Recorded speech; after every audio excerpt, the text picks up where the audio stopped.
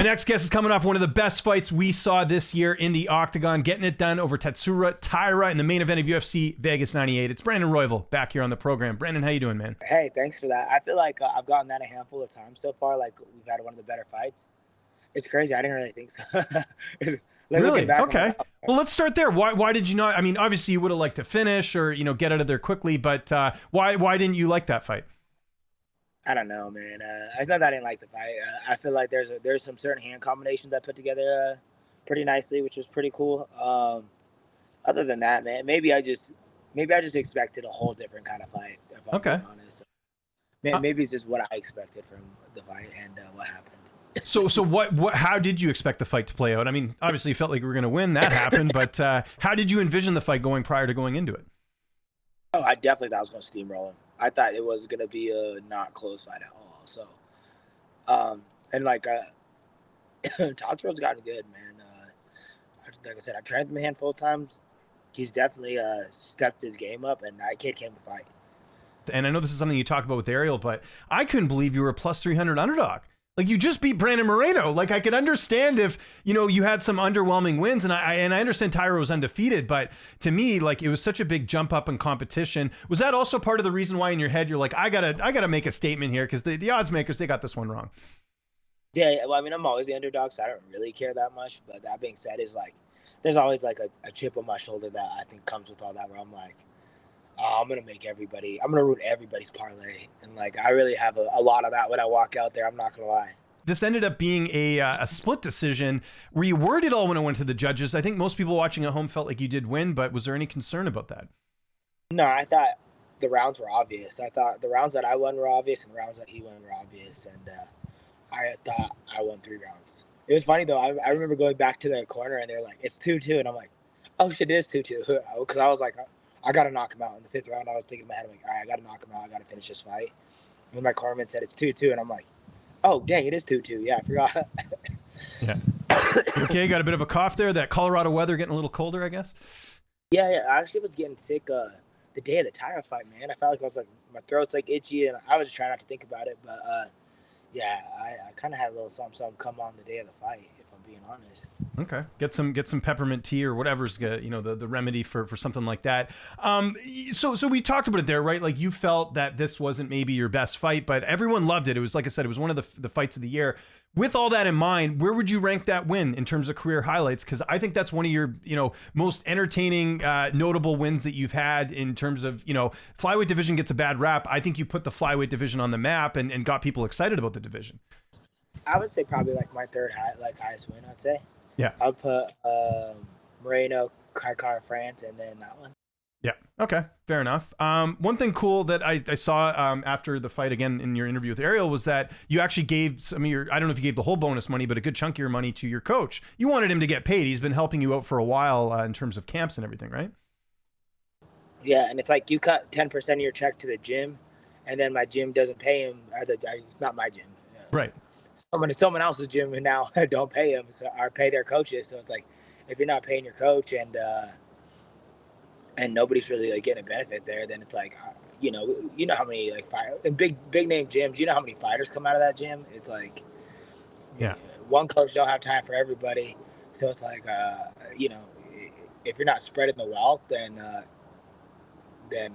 really one coach is getting paid for a job he's not doing ever. So. In my opinion, it felt like, I've never wrote a check and it felt so good, and like felt good. like I just did it. That's it's awesome. That right with me, because there's been times I've cut checks and I'm like, man, fighters get ripped off, and like, you're cutting checks, and then you got to pay them. Like, if you're doing right by your people, then it's like you cut 10% to the gym, and then someone else who you owe money, like who deserves some money, you're paying another percent to, and then at that point it's just like, bro, I've given away fucking 25% of my paycheck every time I fight, and not to mention taxes and all the other stuff. So it's like, I feel like fighters are really sometimes taken advantage of, and it's cool to just cut the check that I need to cut and that I should cut. Was he expecting this? Was it a surprise to him? He was expecting a check. I don't think he knew how much I was going to give him. Right. Okay. Well, yeah. Obviously, we're going to pay him, but I meant like the extra amount with the bonus. So that must have been a cool feeling to see that. Yeah. No, it was a good feeling all around, man. And because like I said, he's my coach, my best friend, my main training partner, all the above,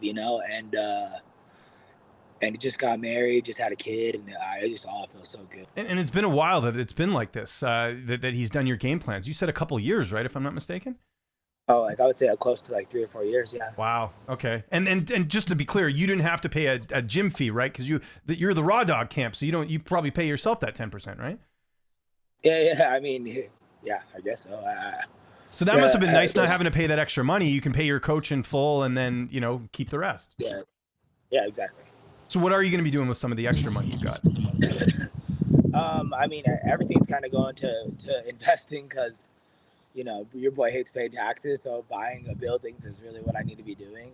So hopefully I'll close on this commercial real estate building within the next month. So. Oh, that's right. Your plans to open up the youth center, right?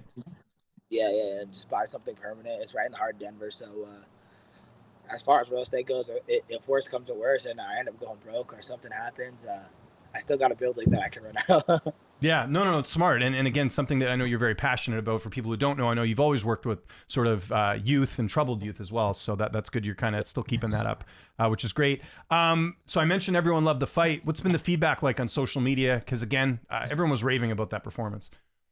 Oh, it's been good, man. It's been good. I feel like I got a lot of good things. I feel most people are pushing for me to go get the title shot next, and I love that. I know there's always a recency bias when someone wins a fight. So it's like, Kai Car France, who I would say beat out Bozzy, but if we're being realistic, I think he was like 1 and 2 in his last 3 fights.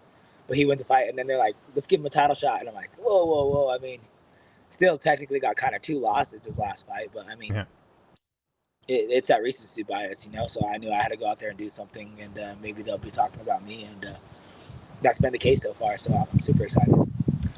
What's been any feedback from the UFC or anything you've heard from your management? I've never really got to talk to McMahon or Hunter Campbell. And at the Luis Goulet fight, we were talking a lot, so I was really stoked, man. It's real stoked to just get recognized by the bosses, and I got to talk to Dana, Hunter, and Mick, and Sean Shelby, and it's cool to just be, they're your bosses no matter what, so you're just nervous, but they were stoked on it, and I was just happy to. I was happy that they're happy, and anything I could do for the flyweight division, I think is so important, and it's like. That's why I decided to drop those 2 rounds. I'm like, this fight needs to be exciting. I'm just like, yeah, anything that like if the flyweight division is exciting, then that's good for me and it's good for Mick, and then if I could just keep the flyweight division alive and happy and all that stuff, and especially being the ranking that I have, then I'm doing right by it. And like I said, I think the flyweight division doesn't get enough love. I don't think we get enough credit for how good a lot of these guys are and how well-rounded the whole division is. But, that night, 4 bonuses that got delivered were all flyweight fighters, and we came out to deliver.